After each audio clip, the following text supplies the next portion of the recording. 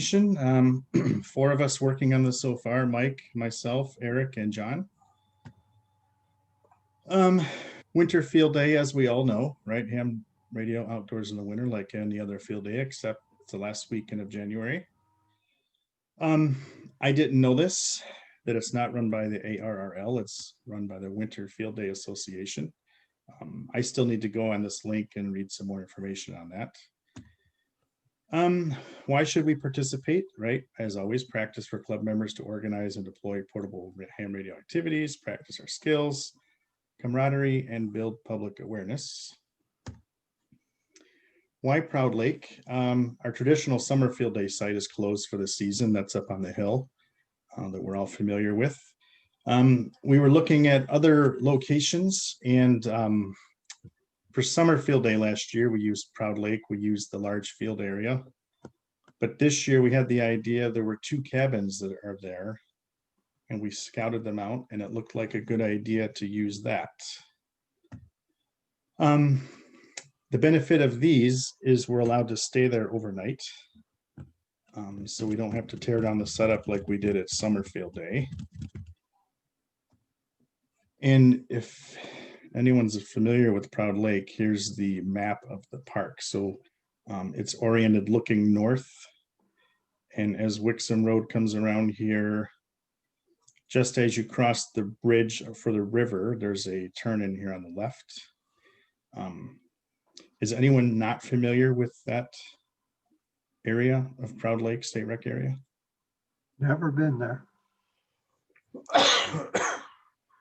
It's pretty straightforward to find. Here's Wixom Road curves around here. So if you're on 96, take Wixom Road exit, go north, follow it around, and then you'll run into it here. So just a few pictures as you come in off the main entrance road here on the left. As you drive down, at some point you will see this sign, Proud Lake Rec Area Cabins. This gate will be open, and these are the two cabins that we're renting. I think this one's the Trillium, and I think the one on the left is Ivy. They have names on them. And the way they're laid out, if you can look at it, we have some more pictures in here, but they have electricity, heating, lighting. There's a combination lock to get in. And if you look over here, I don't know if you can see my cursor, but that's the pit toilet. The outhouse. Yep, the outhouse. Got a portable heater for it? Nope, bring your own heater. So the way these are laid out, there's like a common living room type area with the fold out futon. There's a refrigerator, a microwave, and there's two bunk rooms on each side, and there's bunk beds inside. So you could see this is another view, the two bunk beds, and the picture on the right, that's like the common area. So the door, that's the entrance door. So if we're looking at operating stations, if we were going to have just one station per cabin, we could maybe move this couch out of the way and put a table in that spot, and that could be the operating station. Or if we had two stations operating, we could possibly put one in one bunk room and the other in the other if there's doors, just to kind of keep the sound down. Both of them have a very large deck. This is the Trillium cabin, the one on the right. You can see it's a really nice deck. There's also a nice fire pit, barbecue. So if we were having a get together, if some visitors wanted to stop by, we can have a fire or something and just kind of hang out on the deck there. It looks fairly large to maintain social distancing. If you're looking off the deck, you can see in the right here, that's the bathhouse. It's closed, but there's a covered area in the middle. So that could perhaps be a third operating station. It's pretty long distance, probably 150 feet maybe. So, I mean, you could run a long cord or just use a POTA type setup with batteries. but that's another option for a third operating station. This is the view looking up at the two cabins, and there you can see the two balconies. The two pictures on the bottom, that's the large field. If you're looking off the balcony down the area, it's a very large flat area. That's where we wanted to put our antennas. A few extra notes here, differences between field days, right? Winter Field Day is not affiliated with ARRL. Proud Lake is a new location for N8SL this year. And like we said earlier, we used the large field just up the road a little bit for Summer Field Day, and that worked out great. The only disadvantage was we had to be out of the park by 10 p.m. So we lost some, opportunity for making contacts from the site. Plus, we had to tear everything down and then set it back up Sunday morning. So in this case, we can set up and we're there all weekend. And the cabins had a 2-day minimum rental. So I have them booked Friday, Saturday. So we check in Friday at 4 p.m. and we check out Sunday at 2 p.m. So, and just some additional notes here. It still emphasizes field portable operations. Both run 24 hours starting at 2 p.m. And this is kind of an aerial view. If you look at the road on the top coming in from the right, that's the main entrance. And you can see the entrance here in the two cabins. Here is the bathhouse. And this road curves around. You can't really see it on the map, but it curves around. And then there's the parking area here. So this area down here, this is a prime, this is where K8MRD likes to set up when he activates, when he does all his YouTube videos at Proud Lake, this is usually where he's set up right here. So you see we have a large 500, is it 500 meter radius, Mike? 500 feet radius. 500 feet, okay, yeah, 500 feet, so we're good. So you have to park on the left and walk. So this is the thing I'm confirming. When you book the cabins, they only allow you two vehicles per cabin. I'm still trying to get contact with the DNR park manager to see if we can get a waiver. Letting them know that we're not going to have, 4 carloads of guys crammed into a cabin partying all night, right? So maybe we can get a waiver on parking. But if we can't get that waiver, you would have to park over here and just walk across. It's not that far of a distance, honestly, but I'm working on it. And there's another shelter over here, if you can see. So this is the station or site layout diagram that we came up with. So if you look in white, the cabin on the left, that will be station 1. I will have my radio set up there. And that will be primarily sideband. I'll also have a straight key there if anyone wants to operate code. Mike has the other cabin, and he'll have his radio set up, and he will be set up for code, digital, and also sideband. And then you see the station 3, the optional area here. We're going to put the wireless access point here in the middle. We'll kind of put it close to the edge here. That way, if there is another station 3, it might work. Antennas, I will have my off-center fed dipole roughly in this area. We will have K8UT's 40-meter vertical somewhere in this field. And then Mike also has his off-center fed dipole that we might set up in this region. And I think we'll do some final tweaks with the setups. Any questions on the setup or any comments? Just, The diagram we have, it's not written in stone. It's just pretty much what we came up with, Mike and I, just walking the grounds. so you have everything you ago. need to make this happen, like enough coax. That's a long, looks like a long distance with 40-meter vertical there. So I use my measuring wheel. It was in a few inches of snow, so it's probably not that accurate, but pretty much from the cabin here, station 1 to the water, it's about 200 feet. And I personally have 2 100 feet lengths of RG, what is it, RG8X coax. I have a 50-foot, a 75-foot, and a 25. So I should have plenty of coax to get from here to here. And Mike, I'm sure you have enough as well. I probably do, but if we have access to extras, that would always be a good idea. So I think I brought a tub home with the club coax. I can go back and see what's back there.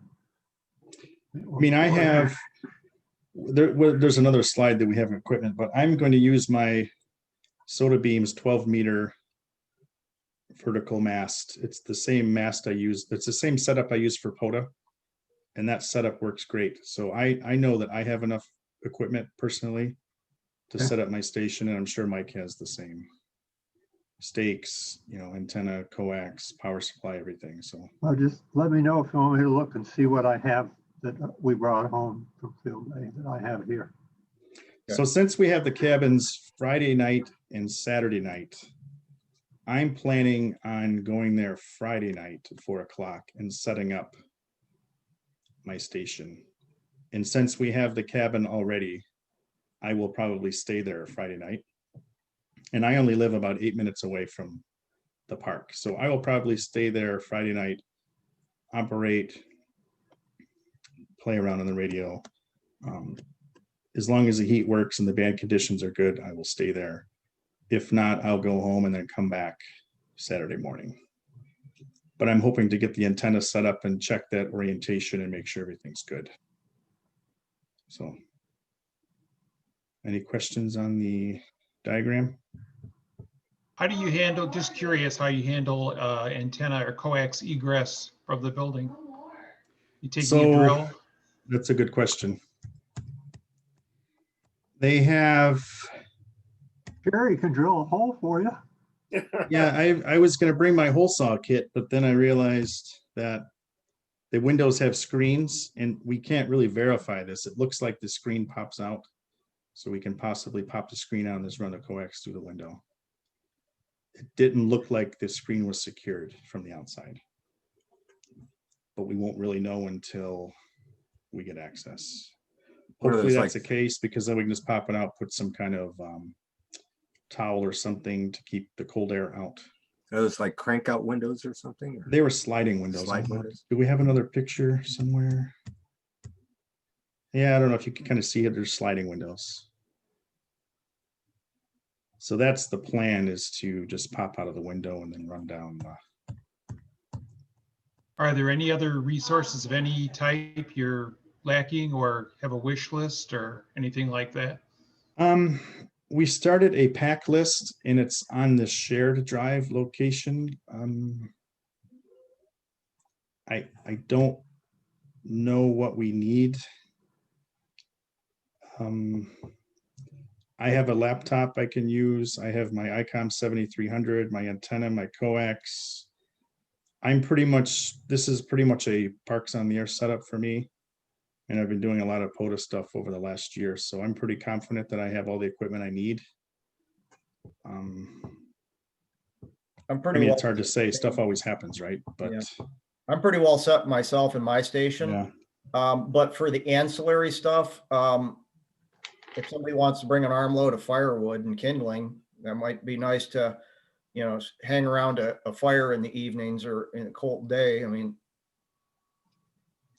yeah, it's hard for everyone to get together with COVID, right? But it is outdoors. So that's another reason why we picked these, because, if someone wanted to come operate or someone just wanted to come visit, right, there's plenty of space to spread out outdoors. All right, so ad hoc casual. We can have what's that? I say ad hoc casual, non-operating visitors welcome. Any issues or restrictions, or we need to phone ahead or anything like that? None that I know of. Like we said, if you wanted to come just to hang out, you brought a bundle of firewood and just, keep the fire going and hang out. If you wanted to pop in the cabin and get on the air for a little bit, I mean, that's my vision of how this is going to play out. I think you think the same way, right, Mike? yeah, I'm comfortable with people being in there. We'll just do this typical stuff, mask up when inside. We're going to have hand sanitizer. So again, we're comfortable if you're comfortable. Mhm. And What again, about help with the setup and or tear down? Are you gonna want any of that? I mean, help's appreciated, but honestly, the setups are pretty simple. I mean, I could set the antenna up by myself. I can, I'll park my car here. I'll bring the radio equipment in. It won't really take much setup. I think Larry's antenna, that's preferred to have, 2 or 3 guys setting that up. Like a Friday I would evening expect to kind of set up thing. that vertical on Saturday prior. Saturday, Yeah. okay. There's no reason for me to be there at the same time as you on Friday night, so it can stay out. We'll put it up first thing on Saturday.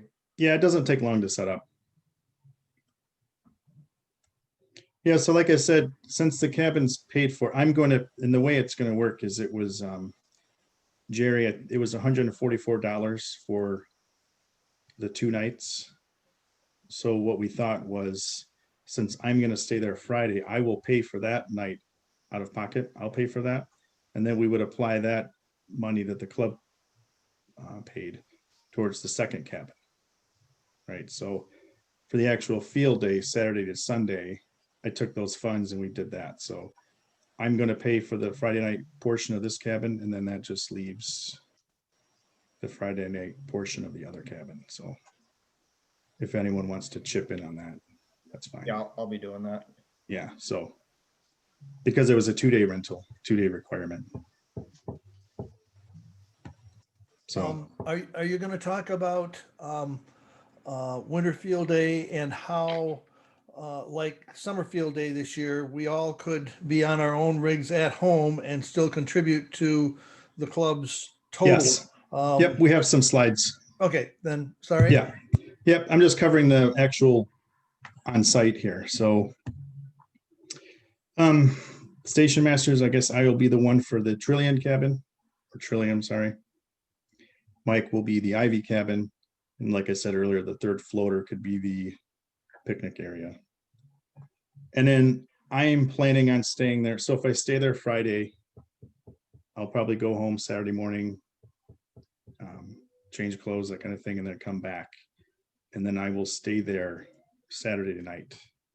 And hopefully the band conditions are good and their activity is good to warrant me staying there.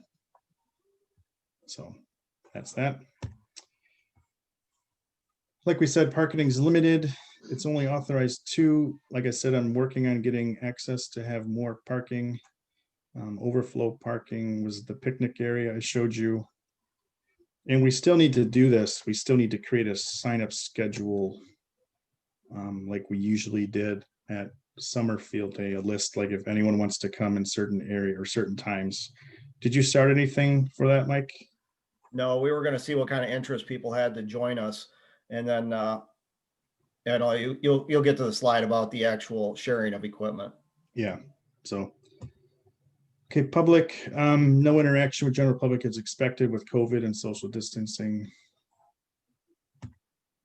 And in the stations, I will have my 7300, my Aerial 51 off center fed dipole, which works from 6 to 40 meters. Center support at 12 meters, focus on sideband. I have a straight key that I'll bring just in case someone wants to pop in. I don't do code, but it'll be available. Hey, Louis? Yeah. Is that 7300 a new acquisition for you? I bought it last year. When did I get it? January. Yeah, January 2020. So it's just a year old. Oh, very nice. And that's my favorite radio. I take it all over the place doing Parks on the Air. But you still have limitations at home as far as putting up antennas. Is that? Yeah, I can't have a big antenna. So what I usually set up at home is my band hopper 20-40 meter linked dipole in the backyard. But with that antenna and this radio, I got my worked all states last year. Good for you. Good for you. 2020. So that even with that modest setup, I was able to get the All 50 States Award, which was pretty cool. Very nice. But yeah, this works. This setup works great. I've done a lot of POTA over the summer, spring, summer, fall last year, and it works great. So I don't see any issues with this setup. And Mike's going to have pretty much the same setup, but we'll have Larry's vertical. I used that vertical quite a bit. Summer field day last year, I think I mostly ran 15 meters, and that antenna works great. So. And for indoor, because we're inside a remote insulated heated building, we're considered indoor. There's an outdoor class, which I haven't participated in winter field day before, but I think this is what we did the last few years, right? Yeah, this is outdoors is what we've done in the past. For anyone who's visited us, we were operating out of like ice fishing shanties, cargo trailers or tents. And that's the uninsulated. You got to really be bundled up and deal with the outdoor weather. And unfortunately, we're not doing that this year, but that's the other, the second category out of. I'm really curious to see how well the heaters work in these cabins. I'm going to bring a portable electric space heater just in case, but really curious to see how well it's going to work. And the third class is the home, right? Yes, right. The third class. There's only the 3 classes. Right. This is the one, for everyone who wants to participate from home using the distributed operator rule modification this year. This is what I think most people are going to be using. And then there's bonus points, right? So just to be clear, there's 3 categories. There's indoor, outdoor, and home. Yeah. Those are the 3. Yes. So we would be 2I or 3I, depending on what we have, right? This is what we will be at the cabins this year. The outdoor would be what we did in the past, right? With ice fishing shanties or shelters. And then I don't know what the code is. I know this is I don't know what home is. Is it a hotel? Yes. Okay. And then bonus points, we will use commercial power. I have lithium, I have some LiPo batteries that I use for POTA. For summer field day, that's what I used. I used those with my solar panel. Obviously that's not going to work in the wintertime. So we're not going to get that. We won't get the 1500 for outdoors, but we will get this. So I don't know how it works with us being combined. I don't know all the details in the rules, but and this is the new one, right? Yeah, since this is the COVID rule modification, same as ARRL field day, basically. So anybody who participated in summer field day, the same style will work here, except we have different categories for this organization. So does it say you could, even if you're at home, you can claim outdoor if you're set up in your yard with your POTA setup or whatnot? Yeah, you could set up your ice shanty tents or whatever if it's greater than 30 feet away from your home. You probably can't use your home antenna system though, right? It has to be all portable, right? It has to be with portable gear. Okay. You could operate from your outhouse or something. Yeah. Yeah, John's backyard looks pretty good for setting up a outdoor setup. Yeah, I did it in my backyard for summer field day. Although I didn't use portable antennas, I did use all the rest of my portable gear. Okay. You just did it outside just as the spirit of field day kind of thing. Okay. Yep. And the same could be done here if you're wanting to try to do some outdoor operating during the winter. Mm-hmm. Okay. So can you take over here, Mike? I haven't done much research with the logging programs. Yeah, sure. Yeah, I'll take this. So winter field day logging. There's 2 primary programs that are common. N3FJP has a whole suite of products that you can get as a package deal. It's all very affordable. I think it's like $50 and you get a lifetime license to everything that he makes. But if you just want to buy the one program, it's about $9, I believe, and it's a dedicated winter field day program. It's very slim, very minimal. It doesn't have a whole lot of extra stuff. So it's a very nice program. We've been using it in the past. And that's one option. But because it's not free, that might be a factor for some people. The other option is N1MM. That is free. But the downside to that one is it uses a user-defined contest. So you have to import the software and configure it, which it's not hard. I just ran through it on another machine here. It's easy to do. But for somebody who hasn't really done user-defined contests on N1MM, it might be a little bit challenging. But once you have it set up, it's contest logging like any other contest that you're used to. So what should we do? I know for summer field day, we use N1MM and that worked great. What's our plan for this year? I think we're probably going to use N1MM because it has a little bit better networking. Last year we had a little hiccup with the databases between two different stations getting out of sync, and that caused us some lost time. But I know N1MM is more robust when it comes to synchronizing the QSOs. After one laptop's been sleeping all night and the other one was, disconnected and joined to a home network, and then when we brought it back, it was on a different network, and it caused a little bit of trouble for us. So I had N1MM set up on my laptop last year. I'm going to use a different laptop this year for the station, so I will work on getting that set up then. So, okay. Right.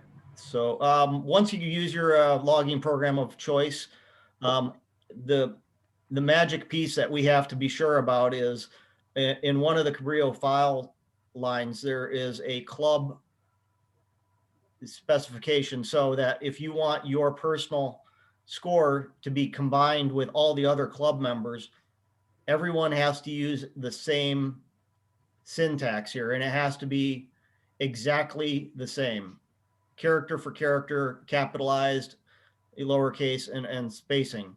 So like we did for the summer field day, there's a line entry, and we're going to put in there the South Lyon area ARC, or as you see it there.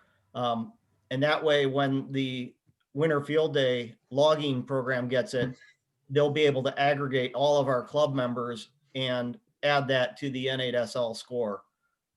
So that'll help us out. I mean, and then they submit, or they take the submissions of logs via email. So whenever you generate your Cabrillo file, you'll email it to them.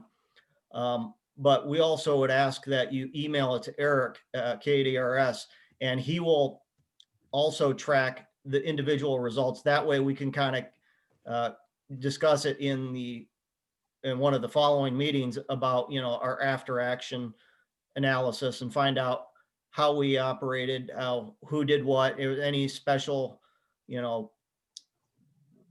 any contacts, anybody get somebody rare DX or something, we can all talk about it. Otherwise, we have to wait for many, many months while they go over all the logs and before they generate results. So again, we just ask that you send it to Eric as well.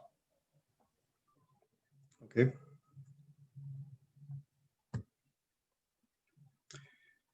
So this is a state park, so you need the park passport. I know I always get it when I put it on my license plate when I renew my tabs every year. If you don't have that, you will have to pay the entry fee. I don't know for sure, but I'm sure there's a drop box at the park headquarters, which we can look on a map if anyone wants to know where that's at. It's almost across the street, across Wixom Road from the entrance to the field day site. If anyone needs that, we can show that on the map. COVID, it's still a concern. I will have my Heil headset on my radio, but if someone wants to come use my station, no offense, I'm not gonna share my headset like we have before. I'll have my hand microphone, which someone can use. But if someone has their own microphone or their own key, that would be preferred. But, you know, not everyone has a microphone for a 7300, right? But so we can clean them off, and we'll have wipes and hand sanitizer available as well. Previous years, this is some history. I wasn't involved in this history, but Mike, do you want to walk us through these? Sure. Yeah. Stats here? So, yeah, the Winter Field Day, we've been doing this. It was going to be our 5th year. In previous years, we've operated at Island Lake Rec Area. We've had a lot of great times doing it, but this year, as we're saying, because we have access to cabins, we wanted to try something different. And that also allows us, as we were saying, to have a full 24 hours of runtime if we so desire. And every year that we've been doing it, we've been getting better at it. We've been getting better results, and we're learning new things every year. We weren't able to stay overnight at Island Lake before, right? In Did we theory, have- we had permission. We've had a good relationship with the park manager there, Andy, and they would probably allow it. And I know that they wouldn't give us much grief for it, but you know, I don't think anybody was interested in, you know, camping out in an ice shanty overnight. And Right. Island Lake does have cabins, but if anyone's been to the park, it is a long drive to get to the end where the cabins are at. It would be a good 15-minute drive. Is Not- that when you come in, you make the first right after the guardhouse and you go down that long road? Yep, and then you keep going Okay. and going. But there are cabins, but they're not Mhm. convenient. Okay. So yeah, if you want to go to the other slide. So each year we've gotten a little bit better at each in our contacts and the number of multipliers that we've gotten. And we've had some good visitors too. We've had a lot of people dropping by the public. We're in a spot there that we get a lot of foot traffic on the trail. So we've had, you know, Boy Scout troops stop by. We've had, you know, just general public, but this year, not expecting it. But Yeah, those cabins get used quite a bit. If you pretty much all summer long, they're booked solid. So I was really surprised that they were available for this time. But so when people visit the park, they see cars parked there, they don't even think twice. So we won't have any, you know, you won't see the antennas from the road. So there won't really be anybody that drops in and wants to know what we're doing. Like summertime last year, we were right on the open, so a lot of people drove by, but I don't anticipate having too many visitors here. But here's the other stats. So what are we, 2018, 624, 2019, 325, and then 2020.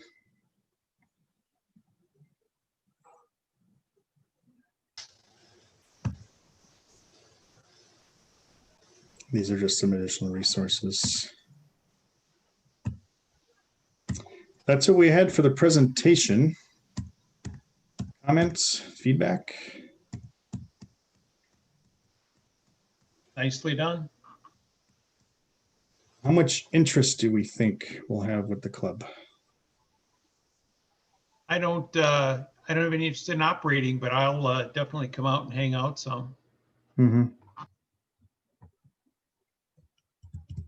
Yeah, we're pretty excited because, you know, this was just, I forgot who came up with the idea. But like we said, we were trying to find other areas. And I mean, I visit this park quite a bit. I always drive by these cabins. I've just never stopped in and looked until we first started talking about it for field day. Yeah. And it's a pretty cool setup. I'm pretty excited to operate. I would suggest that you and Mike and, Yeah. and other folks decide what you want to do as far as having people come out, and then send a flyer out to everybody saying, come and work it with us, come and see what's going on. Mhm. We have to have it, you know, limit it to like 6 or 8 people at a time, or whatever you want to do. But Mhm. if they're not here, there's no other way for them to find out what you want. Right. So I think we have a flyer. I think, I sent the flyer, and I sent the 2 documents out that Mike sent me earlier today. So they've got that. like how we did Summerfield Day, I'm thinking we do it the same way that, like I said, I'll have my setup there anyways. And I will be there Friday just to play radio. And then I figured if everyone in the club knew and we're there, if someone wants to show up and hop on the radio for an hour or two, feel free. It's Okay. just an open thing. And I know we can't really do things like we used to before COVID. Right. That's still a concern I have too. Yeah. Right. So we're trying to make it, trying to Well, do the best we can. And, Yeah. Summerfield Day was a lot smaller than previous years, but we still had a good time operating. Yeah, so that You know. that floater station that we designed in there, that optional one, if somebody was comfortable coming out and they already had their gear and they wanted to participate, they could set up there. And of course, it would be weather dependent as well. I mean, if it's a bitter day, they might not want to, but if it's a nice sunny, day, they might want to sit at a picnic table there. They join the Wi-Fi and or not, and they could operate there as well and still participate and just be a little bit further away. If someone will have N1MM set up, if someone wanted to come and bring their own radio and everything, and just, I'll have my station set up inside the cabin here. If someone wanted to come and they just wanted to sit on the deck and they wanted to use their own radio, they just unhook the coax from my radio and just run it over to their radio. How difficult would that be with N1MM and logging? And not so much. I mean, they would just have to join the Wi-Fi and make sure that the N1MM that they're using is up to date. We're going to have ours up to date with the final version of the week. Mm-hmm. So all the typical things that go along with integrating a radio with a rig control, I mean, that would be on each individual. Test that prior to coming out.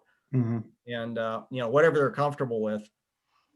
I might suggest that you have the install kit on a USB drive or 2. So if somebody came with their laptop and they weren't up to date, they could just put it in and get up to date rather than have to do it over the internet, which isn't going to be there. There is good internet there. I like I said, I go there quite a bit. And when we were standing in this area, I have Verizon on my cell phone and I had a full 5-bar LTE. So okay, if someone wanted to, I have unlimited data. If someone wanted to use my hotspot, that's fine. okay. We can thumb drive stuff too. Yeah. So I have another suggestion also. Yeah. That you might kind of do this kind of like you did, like we did field day, where we got the people who are going to operate from home to get their N1MM updated, at the final time to just remind them. And also, I'm guessing you're going to send out these links about N1MM and also where to send the log and what has to be. I'm sorry. Is Yeah, it we can extract that information out of this presentation and send it as a separate flyer. Was I interrupting somebody there? No, I was just looking through to make sure those links were in here, Gary. Just like you said, it'd be nice to. Okay, so to have that sent out so that Yeah. we can get that done, because no offense, but I'm definitely afraid of COVID, and I mean that literally. Yeah. And being inside an enclosed space with others, no matter how confident anyone feels, I'm not coming. Thanks. Yeah, I feel the same concern. And I Gary. appreciate all your hard work and everything, but Yeah. I'd be just as comfortable doing it here from home. So Yeah. No, and we're thinking like if it was, you could, if we have the agreement with parking, and you had your radio set up in your car, Like Mhm. when I do POTA, I'll take my 7300 and put it on the dashboard over the steering wheel. Mhm. And I'll sit there, or I will fold one of the seats down in my Explorer and set it off back there. And that's where I do my activations inside the car. If you didn't want to go inside the cabin, you could operate from your car, right? Just unplug the coax from the cabin and run it straight to your car and do that. We thought about that as well. Yeah, You know, For there's some a that might lot of work. different options here we can. just not my style, but in any No, I event, understand. Sure. Yeah. yeah, in any event, anyway, that's my suggestion. Just Mhm. kind of like happened for regular field day, send those things out so that we're prompted to get that done and make sure it's all ready. I think we had a Zoom call last summer, right? With everyone online, getting all of our computers set up, right? Did we have that before? Didn't Larry do Yes. Yeah, Yeah. Larry was Yep. involved, yeah. and everyone was on the call and everyone got their system all set up on that call, I think, right? Yeah, I seem to recall that. Mhm. Yeah, so that would be a great idea. Although if you're running your own station, you can use your whatever software technique you have as long as the file output is consistent. Yeah. As long as it will create a Cabrilla file, Right. you're That- okay.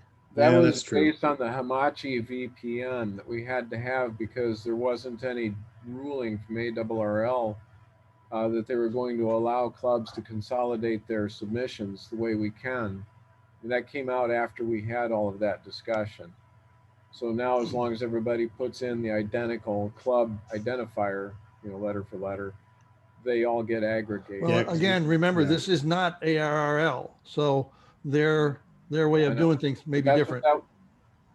that was what that was all But about. this comes down to who's using what software program to do this. And I think probably almost all of us are using N1MM, and those who aren't, well, then yes, that's up to them to make sure that their method is copacetic. But for those of us who are, which I think is probably the majority of us, it's nice to have the leader, the one who knows the most about it, making sure that we all get it done properly. Yeah. Yeah, because he was trying to set up a VPN last year, right? So everyone could be linked in at the same time. And then that was a big process, but then we did something different. So Yeah. But we don't need that. We can just right. get it set. Okay. Any other thoughts or any other?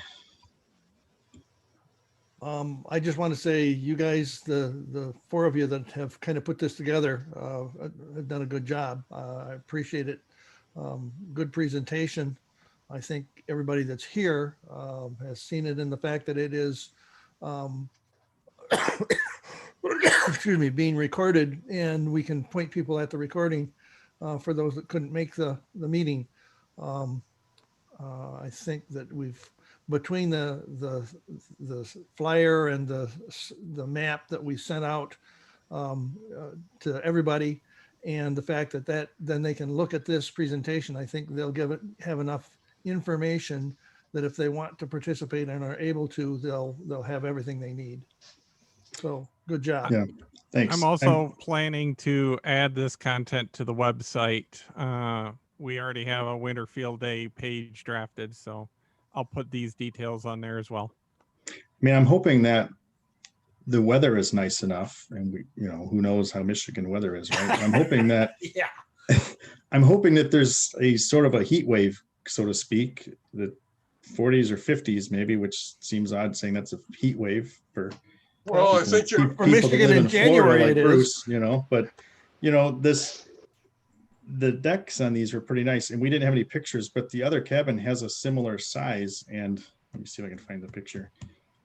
I mean, if the could be a weather was heat wave. nice enough and you wanted to bring your radio and set up over here and just use the antenna.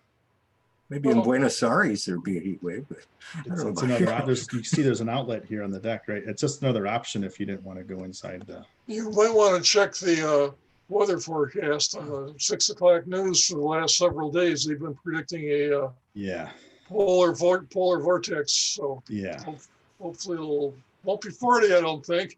Yeah, I've been reading about that. Yeah, so we'll see. But I mean, it's still another option, right? Just. Is there a special class for outhouse mobile? Yeah. So, yeah, like I said, I mean, it's even if you didn't go inside and get on the air, there's still some area to stop by and hang out, kind of thing. So, just some other options. And like I said, this gives us 24-hour access, so we can, operate. But yeah, like if someone wanted to come operate and they didn't want to use one of the radios inside, sorry, I'm going through pretty quick. You could, do something over here. You could bring the ice shanty if you wanted to and set up over here, maybe, and just, run the coax over and get on the air or whatnot. So the big thing on my to-do list is to get in touch with the DNR. They're not very responsive. For summer field day, it took me several weeks to get a reply from them, and I wrote up a site permit request. Right, they gave us permission to park on the grass and set the antennas up and all that, and they were very, very easy to work with. So I'll try to, like I said, I'll try to get some more parking here.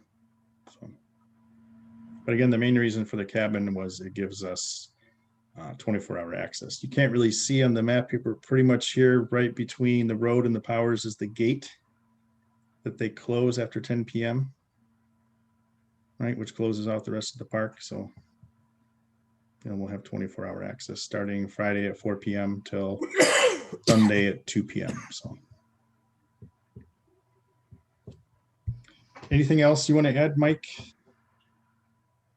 No, I think we've covered pretty much everything. Again, we're looking forward to it. It keeps us busy, it keeps us on the air. We've got an option for those that want to stay at home and still participate. So I think there's something there for everybody, and I just looking forward to good conditions, good band conditions, and good weather. Okay, let's see. I can turn this off.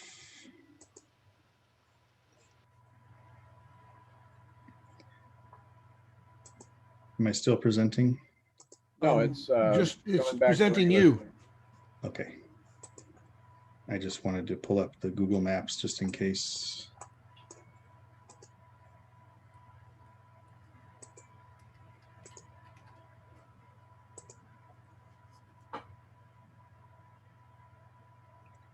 You guys see my screen again? Yep. So I live here in this area. And the park, so here's, I'm sure everyone knows where it's at, right? But here's 96 if you get off at Wixom Road.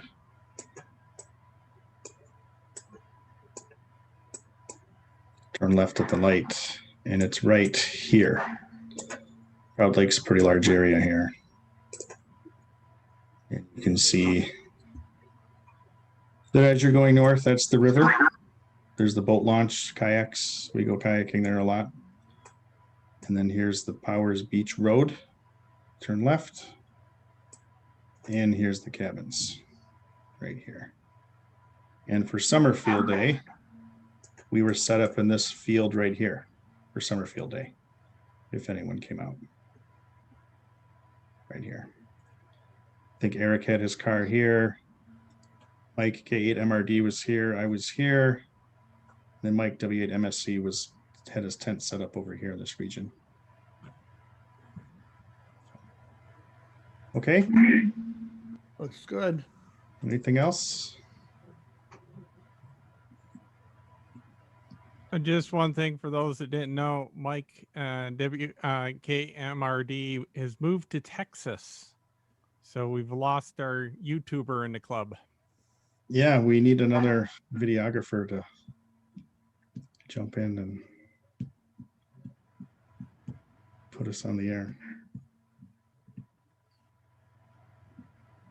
We were hoping to have him set up his DX Commander antenna in the field, and then he would be possibly a third station. But He's already gone as far as I know. Yeah, he successfully made it to Texas. He sent out tweets.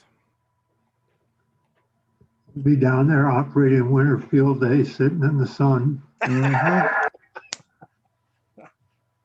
thinking, why did I ever do this up there? Yeah, why didn't I do it sooner, right? Get him to at least use the club call, right? I guess he could, right? He could he operate from? Don't see why not. Home station. I'm going to be operating in Tennessee with my friends down there in the Nashville area. Their Barry's group sets up for an outdoor site. Mm-hmm. So Well, Bruce, weren't you able to work summer field day from Florida and be part of N8SL? Yes, I believe I did send in the log. Yeah. Yeah. So no reason why you couldn't do it from Texas. If you can do it from Florida, you can do it from Texas. Do it from anywhere. Yeah. I might do it winter field day. I don't know. We'll see. Yeah. Well, you can park your RV 30 feet from your house and Yeah, Right. maybe I should do it outside. park it down the driveway 30 feet away from the house and you're good.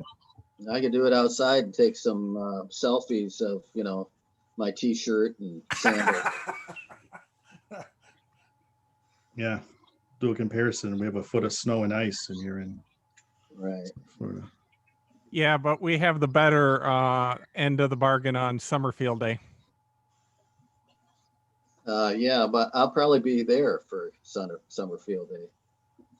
I got my first COVID shot, so if vaccine. So if all goes well and Biden doesn't muff it on us, I'll get my second one February 3rd. So, by the end of February, I'll be good to go. I'll come up north. Cool. Good deal. I'll go up to summer field day and run around without a mask on. all